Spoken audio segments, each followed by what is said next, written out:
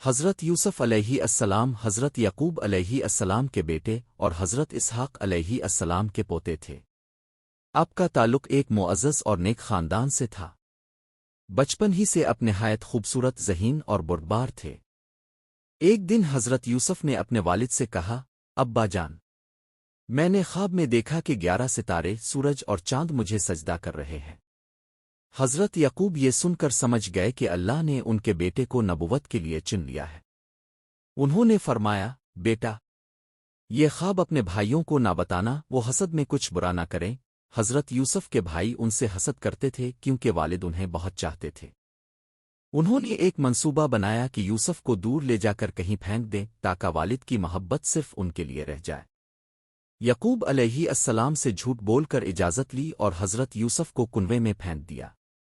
پھر آ کر روتے ہوئے کہا کہ یوسف کو بھیڑیا کھا گیا۔ حضرت یعقوب کو ان کی بات پر یقین نہ آیا۔ ان کے دل میں کچھ اور تھا مگر اللہ پر توکل رکھتے ہوئے صبر کیا۔ کنویں کے پاس سے ایک قافلہ گزرا، انہوں نے پانی کے لیے ڈول ڈالا تو حضرت یوسف نکل آئے۔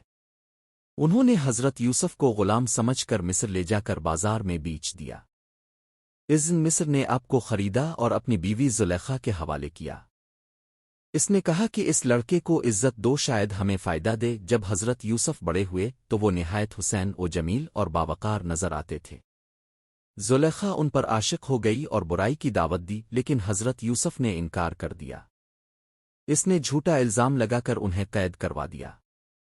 حضرت یوسف قید میں بھی اللہ کی عبادت کرتے رہے اور وہاں موجود قیدیوں کو توحید کی دعوت دیتے رہے۔ قید میں 2 قیدیوں نے خواب دیکھا۔ حضرت یوسف نے ان کے خواب کی تعبیر سچ سچ بتائی۔ کچھ سال بعد بادشاہ نے ایک خواب دیکھا جسے کوئی نہ سمجھ پایا۔ قیدی نے یاد دلایا کہ ایک قیدی حضرت یوسف تعبیرات میں ماہر تھے۔ یوسف کو بلایا گیا۔ اپنے بادشاہ کے خواب کی مکمل تعبیر دی جس سے بادشاہ بہت متاثر ہوا اور آپ کو عزت و وقار کے ساتھ رہا کر دیا گیا۔ حضرت یوسف کو بادشاہ نے مصر کا وزیر بنایا۔ اپنے مصر میں قحط سے پہلے اناج جمع کرایا۔ جب قحط آیا تو لوگ دور دور سے اناج لینے مصر آئے۔ انہی میں حضرت یوسف کے بھائی بھی تھے۔ انہوں نے یوسف کو نہ پہچانا لیکن یوسف انہیں پہچان گئے۔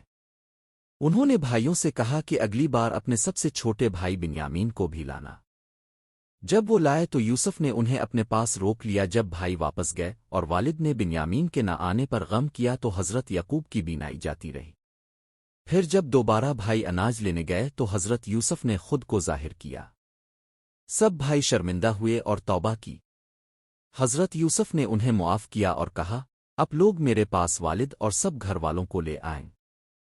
جب حضرت یعقوب یوسف سے ملے تو اللہ کے حکم سے ان کی بینائی واپس آ گئی۔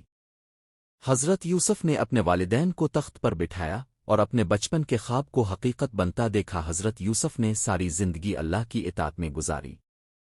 انہوں نے عدل، رحم، معافی، عفت اور توکل کا عملی نمونہ پیش کیا۔ آخر عمر میں دعا کی کہ اللہ مجھے اپنے نیک بندوں میں شامل فرما اور مسلمان حالت میں موت عطا کر۔ حضرت یوسف علیہ السلام نہ صرف ایک خوبرو انسان تھے بلکہ ان کا کردار بھی بے مثال تھا۔ ان کی زندگی میں ایک لمحہ بھی ایسا نہیں آیا کہ انہوں نے کسی مقام پر صبر اور تقوی کا دامن چھوڑا ہو۔ بچپن میں جب کنویں میں تنہا چھوڑے گئے تو خوف، بھوک اور تنہائی کے باوجود انہوں نے اللہ پر بھروسہ رکھا۔ غلام بن کر بیچے گئے تو صبر کیا، قید میں ڈالے گئے تو اللہ کی رضا میں راضی رہے۔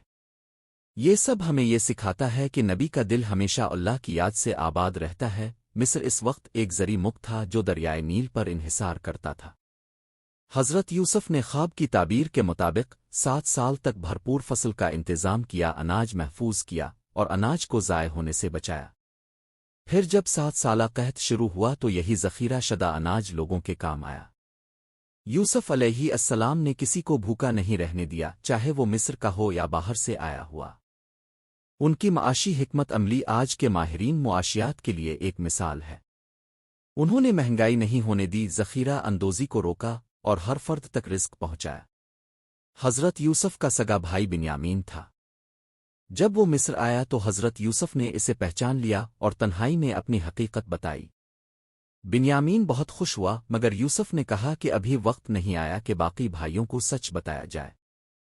جب حضرت یوسف نے بنیامین کو اپنے پاس روکنے کے لیے چالاکی سے بادشاہ کا پیالہ اس کے تھیلے میں رکھوایا تو بھائیوں نے حیرت سے کہا کہ یہ کیسے ہو سکتا ہے، مگر حضرت یوسف کی حکمت یہاں بھی کامیاب ہوئی۔ اس بہانے سے وہ اپنے بھائی کو اپنے قریب رکھ سکے۔ جب بھائی دوبارہ واپس آئے اور حضرت یوسف نے اپنا تعارف کروایا تو سب کے آنسو نکل آئے۔ ان کے چہروں پر شرمندگی، ندامت اور پشیمانی تھی۔ انہوں نے کہا، یوسف، ہم نے آپ کے ساتھ برا کیا، ہمیں معاف کر دیں۔ حضرت یوسف نے فرمایا، آج تم پر کوئی الزام نہیں، میں تم سب کو معاف کرتا ہوں۔ اللہ سب سے بڑا رحم کرنے والا ہے۔ یہاں حضرت یوسف نے دنیا کو یہ سبق دیا کہ حقیقی طاقت معافی میں ہے، بدلہ لینے میں نہیں۔ جب حضرت یوسف نے اپنی قمیص بھجوائی تاکہ وہ حضرت یعقوب کے چہرے پر رکھ کر ان کی بینائی لٹا سکیں، تو یہ محض ایک لباس نہ تھا بلکہ اللہ کی رحمت کا وسیلہ تھا۔ جیسے ہی قمیص حضرت یعقوب کے چہرے پر رکھی گئی، ان کی بینائی واپس آ گئی۔ یہ منظر نہایت جذباتی تھا۔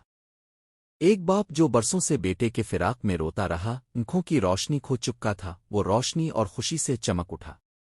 حضرت یوسف نے والد اور باقی گھر والوں کو مصر بلایا۔ جب وہ مصر پہنچے، حضرت یوسف نے خود دروازے پر جا کر ان کا استقبال کیا۔ ان کے والدین کو تخت پر بٹھایا، ان کا احترام کیا اور کہا، ابا جان، یہ وہی خواب ہے جو میں نے بچپن میں دیکھا تھا، اللہ نے اسے سچ کر دکھایا۔ یہ لمحہ اللہ کی وعدہ کی تکمیل کا لمحہ تھا۔ خواب سچ ہو چکا تھا۔ حضرت یوسف کا دل اللہ کی حمد سے بھر گیا۔ حضرت یوسف نے مصر میں عدل، انصاف، دیانتداری اور شفقت پر مبنی حکومت قائم کی۔